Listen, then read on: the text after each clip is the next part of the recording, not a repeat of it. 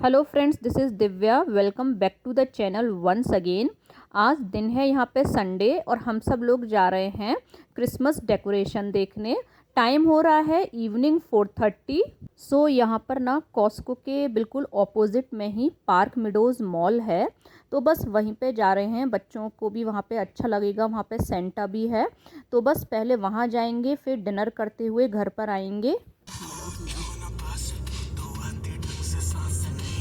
So we are now at the Park Meadows Mall and you can see the decoration as well। तो पूरा ही mall बहुत अच्छे से decorate हो रहा था, क्रिसमस ट्री भी बहुत अच्छा डेकोरेट हो रहा था। And this is the outside view of the mall. Santa give you यत्का सेंटा गिव यू। चलो वाह, दिस इज फॉर यू ना। मॉल के ही अंदर बहुत अच्छा डेकोरेशन हो रहा था और सेंटा भी था। सेंटा के साथ आप फ़ोटो भी करा सकते थे। इवन इसी मॉल में हमने last two last year photos कराए थे जब कोविड नहीं था यहाँ पर। लेकिन इस ईयर हमने इसलिए अवॉइड किया बिकॉज़ ऑफ कोविड। सो यहाँ पे कोविड बहुत स्प्रेड हो रहा था, तो हमने फ़ोटो कराना अवॉइड किया। थोड़ा इसमें कुछ चार्ज था बट हमने पूछा भी नहीं क्योंकि हमने फ़ोटो कराना नहीं था। तो जो लोग बाहर सेंटा को दिख रहे थे उनको वो सिंपली कैंडीज़ दे रहे थे और जो लोग फ़ी दे रहे थे उनके साथ वो फ़ोटो भी करा रहे थे। अब मैं आपको मॉल की कुछ और डेकोरेशन दिखाती हूँ। तो ये एरिया तो सेंटा वाला था, ये तो मैं आपको दिखाई चुकी हूँ। और सेंटा के पास बहुत सारे ट्रीज़ लगाए गए थे इस तरीके से। एक आपको ब्लू दिख रहा होगा क्रिसमस ट्री, एक ग्रीन दिख रहा होगा। तो इस तरह से यहाँ पर बहुत अच्छे ट्रीज़ भी लगाए गए थे। अब तो ये जो आपको यहाँ पे वेलकम लिखा हुआ दिख रहा है, यहाँ से एंट्री होनी थी और एक पाथ बनाया गया था, उसको आप फॉलो करेंगे तो आप सेंटा के पास पहुँच जाएंगे। So there is a queue. तो ये जो क्यू है ये उन लोगों की है जो फ़ोटो कराएंगे। And now look at the different trees. अब मैं आपको ये जो सेंटा के अराउंड डेकोरेशन करी थी पूरा चारों तरफ, उसका व्यू दिखाती हूँ। तो इस तरीके से इन लोगों ने डेकोरेशन करी थी। सो अराउंड 4:30 हम लोग मॉल में गए थे और घूमते घूमते हमें अराउंड 5:30 या 5:45 हो गए थे। And look at the pond, ये जो आपको छोटा सा दिख रहा है ये भी बहुत ही ब्यूटीफुल था। यहाँ पर बच्चे यहाँ पे कॉइन्स डालते थे, बड़ा अच्छा लगता था यहाँ पर। तो बस 1 सवा घंटा यहाँ पे हम लोगों ने घूमा। बस अब हम सब लोग मॉल से घूमकर जा रहे हैं डिनर करने। तो बस यहाँ पर पास में ही ना एक साउथ इंडियन रेस्टोरेंट है, बहुत ही अच्छा है, उसका खाना भी बहुत टेस्टी है।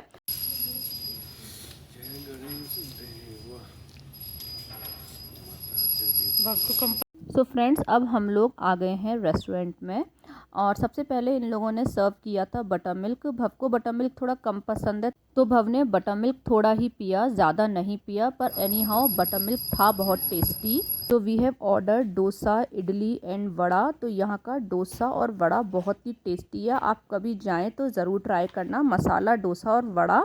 एंड हम सबको ही ना खाना बहुत पसंद आया। यहाँ का एकदम साउथ इंडियन जो टेस्ट होता है ना वो था इसके खाने में। अच्छा है। So this is the well spend Sunday evening with my family. So this is our family pic and you can see we all wore red colour outfit.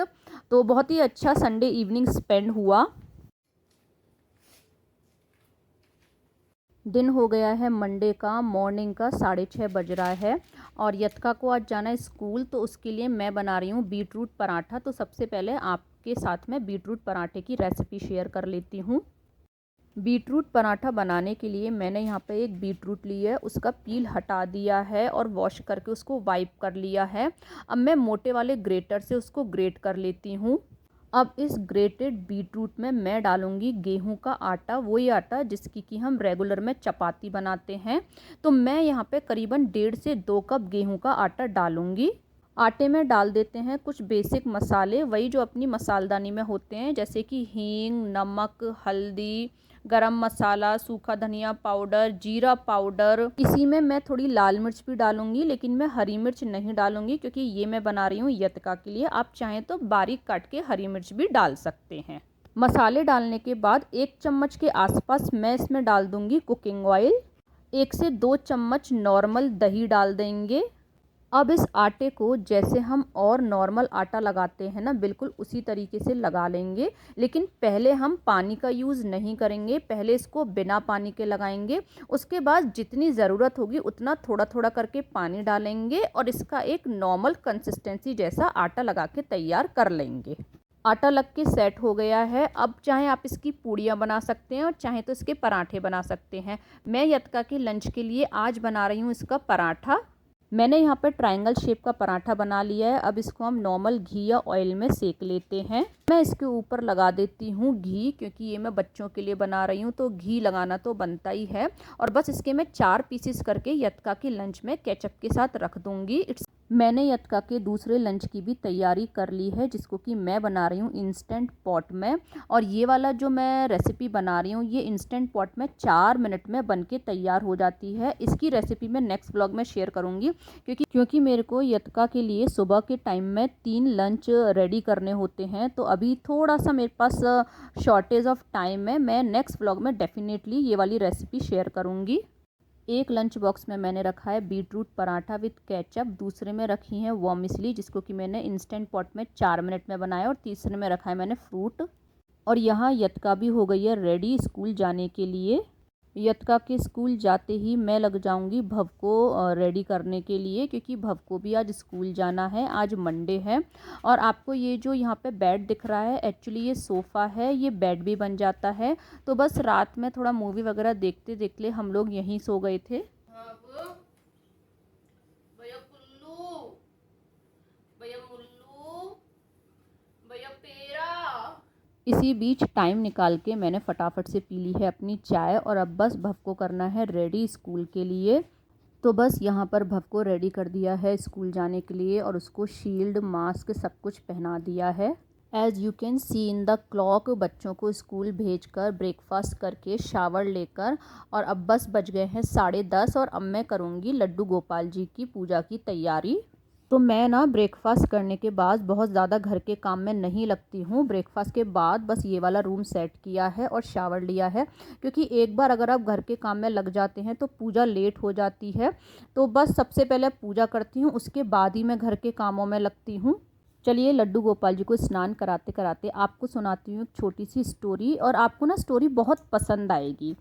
तो स्टोरी ऐसे है कि एक बार क्या होता है, एक व्यक्ति के यहाँ पर यमराज जी आते हैं और बोलते हैं कि चलो अब आपका जाने का समय आ गया है। तो वो डर जाता है व्यक्ति।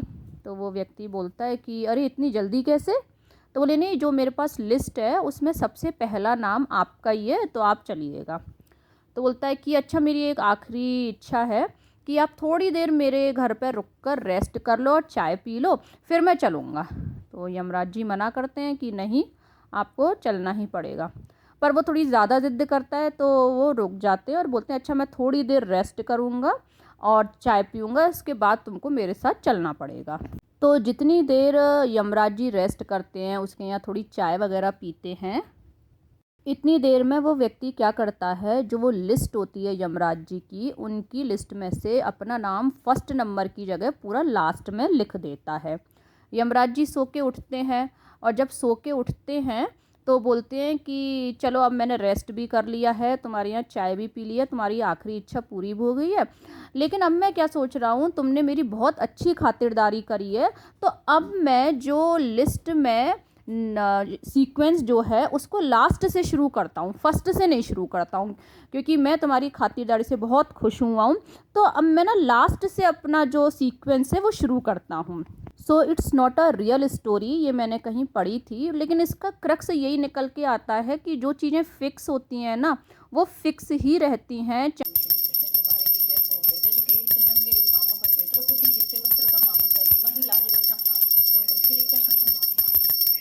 चलिए आपसे कुछ अच्छी बातें करते करते पूजा भी हो गई, आरती भी हो गई, लड्डू गोपाल जी का भोग भी लग गया है। आप भी हमारे छोटे से लड्डू गोपाल जी और छोटे से मंदिर के वर्चुअल दर्शन कर लीजिएगा। लड्डू गोपाल जी को स्नान कराने के तुरंत बाद मैं अपनी 5 मिनट की पूजा भी साथ की साथ ही कर लेती हूँ, क्योंकि फिर तो पूरे दिन ही टाइम ही नहीं मिलता है। एक बार घर का काम शुरू हुआ तो पूरा दिन ही ऑलमोस्ट हो ही जाता है। अब बस पूजा करने के बाद लग जाते हैं घर के काम में। तो बस सफाई, और उसके बाद मैं करूँगी लंच की तैयारी। तो बस इस काम में मेरे को करते करते अराउंड 2 या 3 तो बज ही जाते हैं। सफाई करना, लंच बनाना, फिर बच्चे आते हैं उनके बैग साफ़ करना, उनको भी लंच वगैरह कराना। भव्य स्कूल से आ गया है, उसको मैंने आने के बाद शावर करा दिया है। और शावर कराने के बाद या तो मैं उसको कोई फ्रूट देती हूँ जैसे बनाना या एप्पल, या फिर मैं कभी कभी भव को डायरेक्टली लंच भी करा देती हूँ। तो बस आज लंच में मैं इसको खिला रही हूँ वर्मिसेली। आज मंडे है, विवेक का फास्ट है, तो मैं बना रही हूँ no onion no garlic paneer bhurji. और ये पनीर भुर्जी बहुत टेस्टी बनती है, आप एक बार अपने घर पे ज़रूर बनाना। तो मैंने थोड़ा सा ऑयल लिया है पैन में, उसमें डाला है जीरा, साथ में ही मैंने इसमें डाली है थोड़ी सी हल्दी और थोड़ी सी हींग यानी कि एसिफेटेडा। थोड़ा सा मसालों को मिक्स कर देते हैं। फ्लेम को कर रखा है मीडियम फ्लेम पर। मैं इसमें डालूंगी 3 टमाटर की प्योरी। टमाटर की प्योरी डालने के बाद मैं इसमें डालूंगी कुछ सूखे मसाले जैसे कि सूखा धनिया, जीरा पाउडर, गरम मसाला पाउडर, लाल मिर्च पाउडर, और थोड़ा सा मैं किचन किंग मसाला भी इसमें डालूंगी। मैंने इसमें हरी मिर्च नहीं डाली है प्योरी में, क्योंकि मेरे को ये बच्चों को भी सर्व करनी है। आप चाहें तो प्योरी में ही ब्लेंड करके हरी मिर्च भी डाल सकते हैं। एंड यू कैन सी मैंने लाल मिर्च की क्वांटिटी भी बहुत कम रखी है, बट मसालों की क्वांटिटी आप अपने हिसाब से थोड़ी कम या ज़्यादा कर सकते हैं। इस सब्जी में मैं खटाई का यूज़ नहीं करूँगी। सभी मसालों को अच्छे से मिक्स कर देंगे प्योरी में।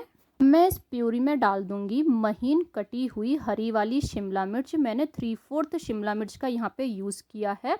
इसको मैंने कुछ इस तरीके से काटा है। एक बार इसको भी प्योरी में मिक्स कर देते हैं।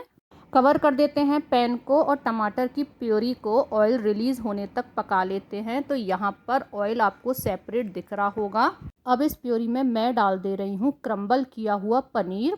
तो आप चाहें तो ग्रेट करके भी डाल सकते हैं, लेकिन ग्रेट करके डालेंगे ना तो आपकी पनीर भुर्जी थोड़ी सी ना इकट्ठी जैसी बनेगी। और ये वाली जो पनीर भुर्जी है क्रम्बल करी हुई, ऐसे क्या होगा आपकी ये खिली खिली बनेगी।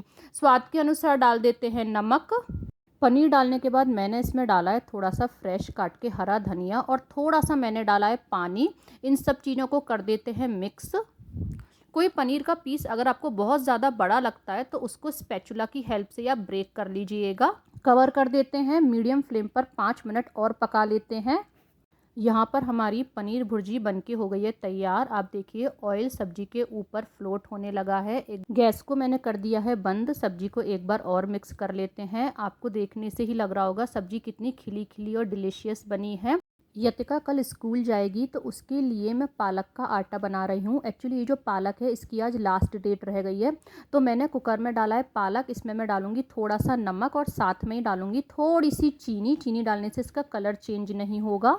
नमक और चीनी डाल के कुकर का लिड लगा देंगे। मैंने पालक में पानी बिल्कुल भी नहीं डाला है, क्योंकि पालक अपना पानी खुद भी छोड़ता है। सीटी हम हटा देंगे लेकिन रबड़ लगी रहने देंगे और मीडियम फ्लेम पर 3 से 4 मिनट इसको हम पका लेंगे। यहाँ मैंने ले लिया है 1 कप गेहूं का आटा, वही जिससे हम रेगुलर में चपाती बनाते हैं। इसमें मैं डाल दूंगी सारे मसाले जैसे हींग, हल्दी, सूखा धनिया, गरम मसाला, लाल मिर्च पाउडर, थोड़ी सी खटाई भी डाल दूंगी। लेकिन मैं इसमें नमक नहीं डालूंगी, क्योंकि नमक हमने पालक को उबालते वक्त डाल दिया था। सभी मसालों को मिक्स कर लिया है। अब इसमें मैं डाल देती हूँ उबाला हुआ पालक। साथ में मैं डाल देती हूँ 1 छोटा चम्मच नॉर्मल ऑयल। अब इस आटे को हम पहले बिना पानी के लगाएंगे। जितनी पानी की ज़रूरत लगेगी उतना ही थोड़ा थोड़ा करके पानी डाल के इस आटे को अब हम लगा लेंगे।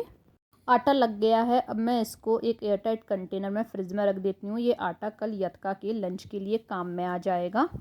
अब मैं आपके साथ शेयर करती हूँ थैंक्स गिविंग की शॉपिंग। तो मैंने इस बार थैंक्स गिविंग पर ये हैमिल्टन का स्टैंड मिक्सर लिया है।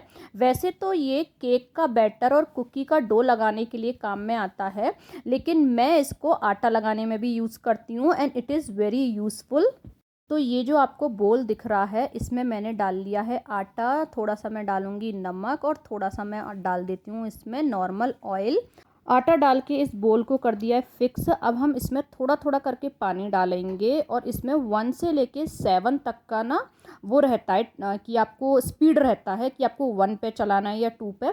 तो मैं इसको यहाँ पे 2 या 3 पे चला रही हूँ और इसमें हम लगाएंगे आटा। बस आपको इसमें एक ही बात का ध्यान रखना है, पानी थोड़ा थोड़ा करके डालना है, एक साथ नहीं डालना है। और जैसे ही आपको लगे कि आटा थोड़ा सा वेट हो गया है तभी आपको पानी डालना बंद कर देना है। मशीन में आटा मैंने लगा लिया है और उसको ट्रांसफ़र कर लिया एक अलग बोल में। और अब बस मैं बना लेती हूँ विवेक के लिए खाना और उसी का लड्डू गोपाल जी का लगा देती हूँ भोग। लगाओ मेरे मोहन रुचि रुचि भोग लगाओ मेरे मोहन, दुर्योधन की मेवा त्यागो सा, तुर घर खाओ मेरे मोहन। सो फ्रेंड्स, इस व्लॉग को मैं यहीं पे एंड करती हूँ। व्लॉग अच्छा लगा हो तो लाइक करें, फ्रेंड्स फैमिली के साथ शेयर करें, चैनल को सब्सक्राइब करें, become a part of our family. Thank you.